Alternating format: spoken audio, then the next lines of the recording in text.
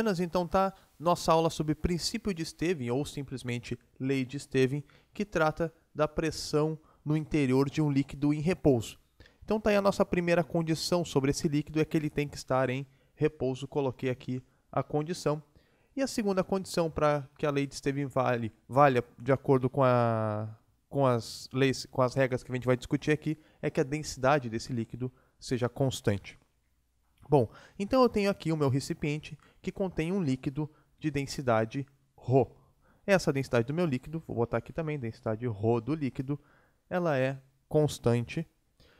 E qual é a pressão que esse líquido vai exercer sobre um ponto que está a uma profundidade h em relação à superfície? Então eu vou medir com a lei de Stevin, eu vou calcular qual é a pressão do líquido naquele ponto em relação à superfície. A pressão que o líquido exerce se chama pressão manométrica.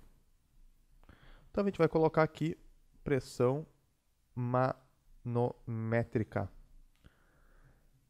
A pressão manométrica, que é a pressão do líquido, ela vai depender da densidade do líquido, medido em quilograma por metro cúbico, vai depender da aceleração da gravidade g e vai depender da profundidade que se encontra o meu ponto em relação à superfície. Essa é simplesmente a pressão do líquido, é uma expressão bastante simples. Acontece que a pressão do líquido não é a única a exercer pressão naquele ponto H. A atmosfera exerce pressão sobre a superfície do líquido e, segundo o princípio de Pascal, que é um outro princípio da hidrostática, e a gente tem uma videoaula só para o princípio de Pascal, dá uma olhada lá. De acordo com esse princípio, a pressão da atmosfera exercida na superfície se transmite para todos os pontos do líquido, inclusive sobre o ponto que eu estou medindo a pressão. Então, a pressão total sobre o líquido, aliás, sobre o ponto, vai ser... A pressão total, então, vai ser dada pela pressão da atmosfera mais a pressão manométrica do líquido. Então, vai ser a pressão atmosférica do local mais a densidade do líquido vezes a gravidade vezes a profundidade que se encontra o meu ponto em relação à superfície. Essa é a expressão que vai determinar a pressão total. Essa expressão aqui determina só a pressão que o líquido faz naquele ponto. E essa expressão aqui determina a pressão total exercida naquele ponto, a atmosfera mais líquido. Uma outra coisa que a lei de Stevin me permite calcular, eu vou limpar um pouco aqui para a gente ter mais espaço. Uma outra coisa que a lei de Stevin me permite calcular é a diferença de pressão entre dois pontos no interior desse líquido. Vamos supor que eu tenha dois pontos. Esse ponto aqui eu vou chamar de ponto 2. E vou pegar um ponto 1 aqui, qualquer, mais perto da superfície. Então, esse vai ser meu ponto 1. Eu vou chamar isso aqui de profundidade 2. Aqui eu vou chamar de profundidade H1. E quero saber qual vai ser a diferença de pressão, ou seja, qual vai ser a variação da pressão entre esses dois pontos. Bom, a variação da pressão vai ser a pressão do ponto 2 menos a pressão do ponto 1. A variação da pressão, então vamos abrir essa expressão.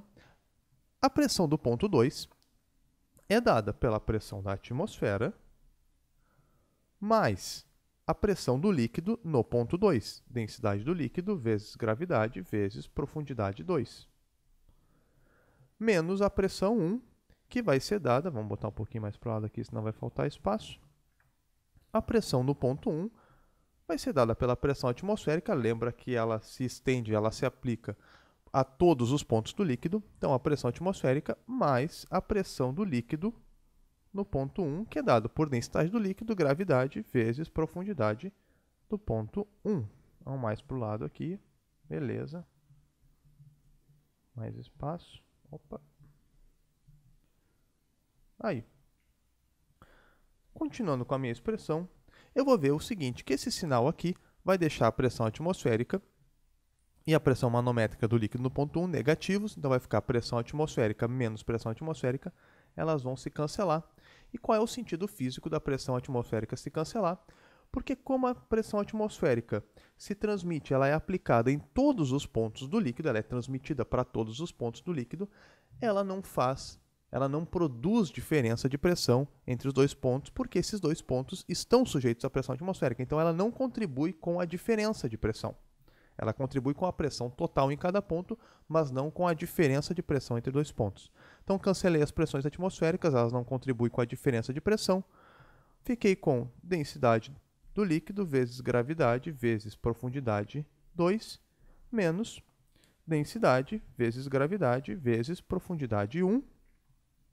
O que, colocando aqui em evidência o que se repete, vai ficar densidade vezes gravidade, coloquei em evidência, dividido por H2 menos H1, que eu posso reescrever, ΔP vai ser densidade vezes gravidade vezes ΔH. O que é ΔH? É a variação de profundidade. Isso aqui é ΔH, é a variação da profundidade entre os dois pontos.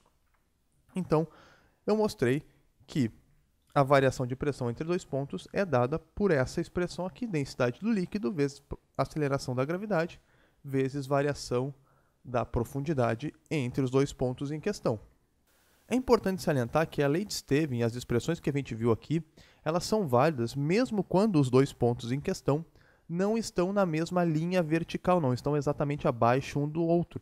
Por exemplo, se eu tivesse um terceiro ponto aqui, o ponto 3, que está na mesma profundidade do ponto 2, a diferença entre o ponto 1 e o ponto 2, a diferença ΔH1 para H2, tá? Vamos chamar de ΔH1 para 2, seria exatamente a mesma diferença de pressão entre o ponto 1 e o ponto 3, que eu vou chamar de ΔH13. Isso porque a pressão ela é função da profundidade vertical. O que acontece na horizontal, o deslocamento horizontal, não influencia na pressão. Como o ponto 3 ele está à mesma profundidade em relação à superfície do que o ponto 2, então a pressão manométrica, a pressão total, inclusive, a pressão no ponto 2, ela é exatamente igual à pressão no ponto 3. Por quê? Porque deslocamentos horizontais não influenciam no valor da pressão. Só deslocamentos verticais produzem variação de pressão. Isso é uma coisa importante, é uma derivação importante das expressões, é uma consequência importante das expressões que a gente viu aqui. E essa é a nossa videoaula sobre lei de Stevin. Gostou? Compartilha. Tem alguma dúvida? Pergunta aí embaixo nos comentários que a gente está aqui para te ajudar. Era isso e até a próxima.